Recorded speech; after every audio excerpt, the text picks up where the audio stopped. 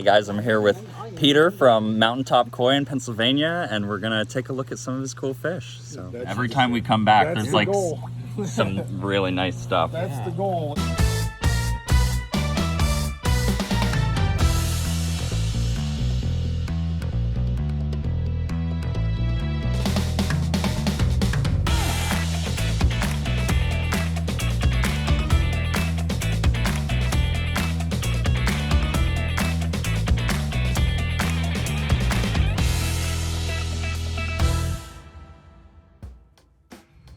Here we are, Mountaintop Koi.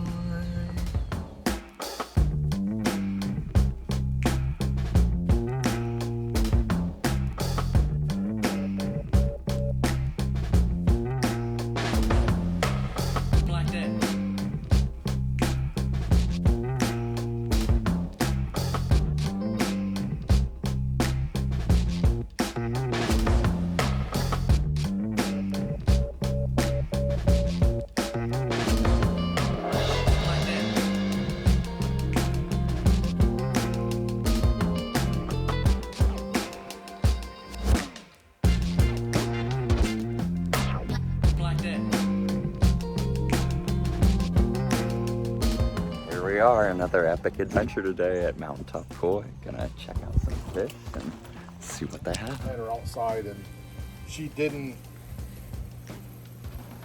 hasn't spawned.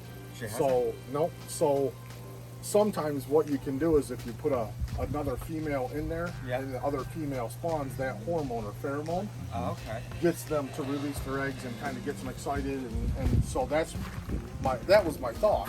Was this is the new one. Right. So I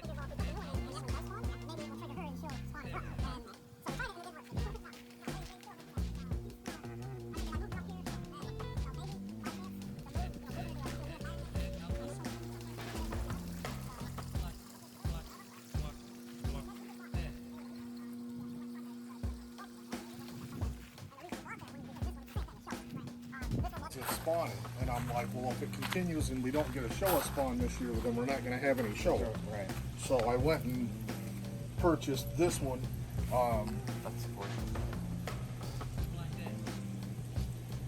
That way, you know, now I will. Why are some?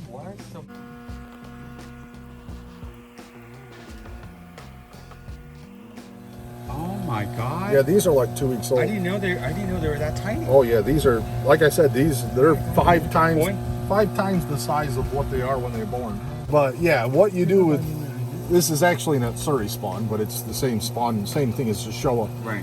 What you do, these you can call the earliest, so you can, because everything that's going to be Showa are black. Oh, okay. So what I do is that's actually a vacuum. Okay. You set that in here and hook it up, and then it's got a hose with a little tube at the end, and I suck up the white fry. They go into that bin, and then I dump the black ones into here. Oh my God, that's so it like separates. So tedious. Yeah, because these ones all are looking really yellow. I'd say probably 3,000 or 4,000 in here. Yeah. 26th of, I have ones down there that the 26th of May. Right. So they're 34 days, 33 days, and they're about 1.25 to 1.5 inches long. Wow. Fast growers. So super fast.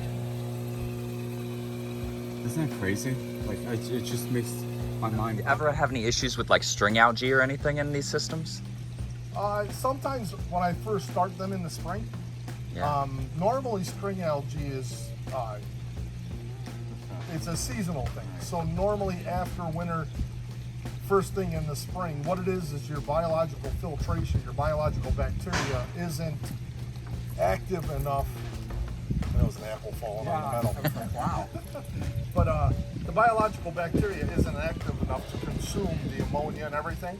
So what happens is the string algae feeds off from that ammonia and nitrites that for a little while. Bacteria. Once your filter gets acclimated and cycled, generally that string algae and stuff will die back and go away. So it's not uncommon at all to you know, to have spring algae in the spring in your pots. Right, but it looks good now. People are known to be extremely friendly and. Oh my god. And will she get big? Oh yeah, no, She'll get a lot bigger. yeah, she'll go up bigger. God, it's like a little puppy.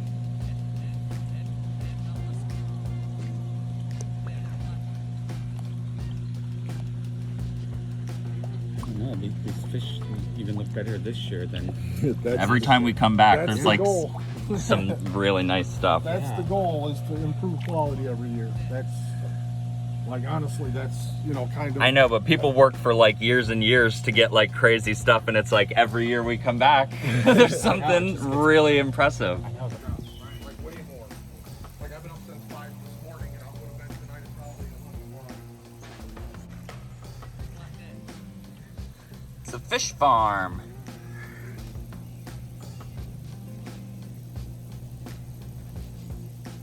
A family fish farm. With me, like what you see is what you get. Right. You can improve their colors most likely if you started feeding them color food. Right. But they're not gonna get, you know, if you don't feed color food, they're not gonna change because I don't feed color food. So that's You know, kind it's of. good to know what you buy is what you get. Yeah. Versus like when you do buy something that something is color fed and you bring it home and all of a sudden. Well, I've noticed a lot lately on the internet. Some of the other breeders and stuff have realized that if you put a certain spectrum light over the koi, How you get a different color? the red, like you can take a fish that's really just light orange and put this spectrum of light, and it looks like it has the best red you've ever seen on a fish. And they take the video and pictures, and you can see the light reflecting in the bowl. Right. You know, and they're sitting there taking the video and pictures saying how great the quality of this fish is. Right. And then the fish swims out from under the light and it turns orange. And it's like, That's crazy. yeah, good job, buddy. Like, No, I mean like those. I mean their coloring is just amazing. yeah, that's, yep, and that's no color. Yeah, that's quality is what it is. Yeah, that's, you know, that's the quality of fish versus. What is that one right there? The one that has the scale, that red and white? With the black and the black line? That is Deutsch Romo. Is what it is. So that one is pretty much always look like that. Most likely, honestly, will fit more black along the dorsal. Like you can see, there's some spots that are really dark. Some of the light, those places are probably still coming up with the surface. And same on this one. You know, but Romo,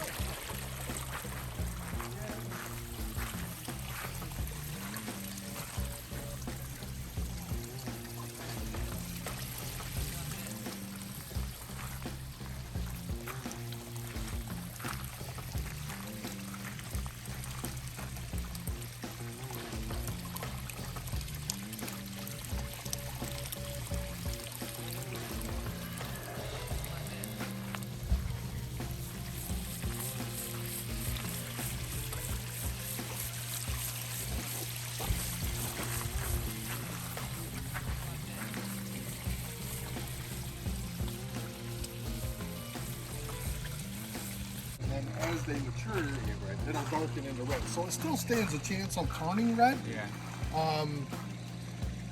But I don't know. I can't wait to do this thing. babies from these guys. Yeah. There'll be some. You'll have them this fall then, huh? Yeah. Yeah, I mean the real good ones. We'll let some good ones go, but the real good ones will probably get held back to grow until at least next spring, if not longer. Which is another nice thing with having the additional ponds, is it gives us more pond space to be able to do that type of, to grow fish for a second year. 16 ponds. Yeah. Yep. I mean, I think you're probably one of the largest koi in this area, aren't you? Oh, in this area for sure, yeah. Whoa. Felt that.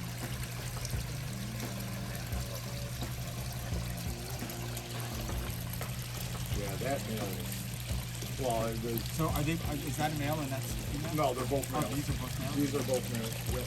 The female's double the size of that one, really. Oh yeah, she's enormous. And she's just a good quality. Like just super red, really bright white skin. I like when their skin is like that really white. Yes. Like, you know what I mean? Yep. Well, that's the base. If you don't have a really good white skin, the red doesn't contrast as well. So the red doesn't look as good without the really white skin. Depending on what you got, I have like 3 different levels of food from that same company. So I have one for growing koi that's a higher protein and it's got some different ingredients and stuff.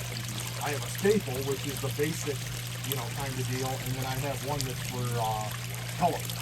They actually have a color food that they sell. Put them in a box, bagged them, and everything, and then we sat and we left there at 10 o'clock. Oh my God. I got back home at midnight and had to put fish away. And like I said, the crazy thing about it is he's got insight to how the Japanese do it that very, very few people have. Right. Because he has the relationship with the breeders. So, the best part about it is he's super eager to teach. Oh, see, that's nice. You know what I mean? So there's like a lot of people who just don't want to share. Yeah, no, he's super eager to teach people. So it's so much fun to sit and talk with him and just, pick his. I mean, they are fairly popular, because they get big, they get friendly. Yeah. But most of the reason that I purchased her was you can use them to improve colors.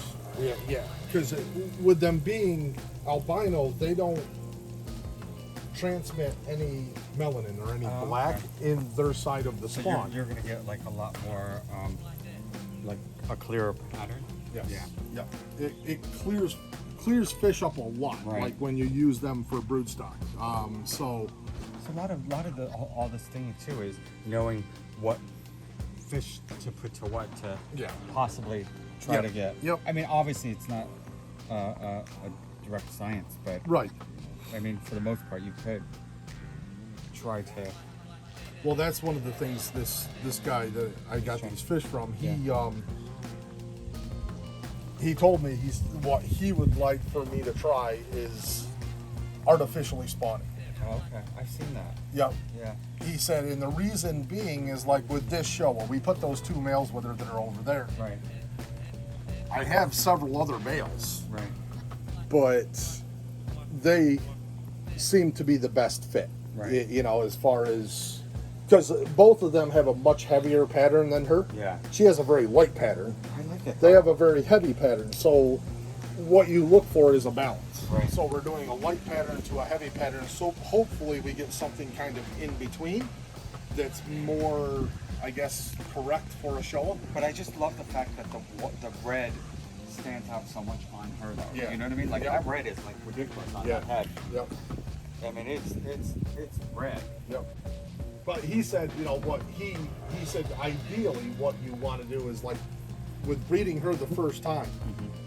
If you artificially spawn her, what you do is you collect all the eggs, and you weigh them out and you split them into however many males. So let's say you have 5 males you want to spawn to her. You evenly split the eggs to 5 bowls, and then you use the milk from each male to fertilize a different bowl.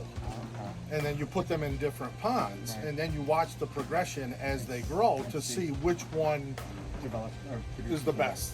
Right. Yep. Well, and that way it eliminates years of work. Oh, right. You Yeah, know, doing one spawn at a time. Right, yeah, because like this year, if for whatever reason, which it can happen, the offspring from these, you know, that female and those 2 males isn't what we're looking for, then next year we'll try something different. But that may not work either. You know, so you may spawn her 3 or 4 or 5 years to different males, where if we did it artificial, we could cover 2 or 3 or 4 years of spawning in 1 year and know the results. Yeah, know the results right off the bat. So that's so exciting, this stuff that you're going to be getting. Here is one of the new children.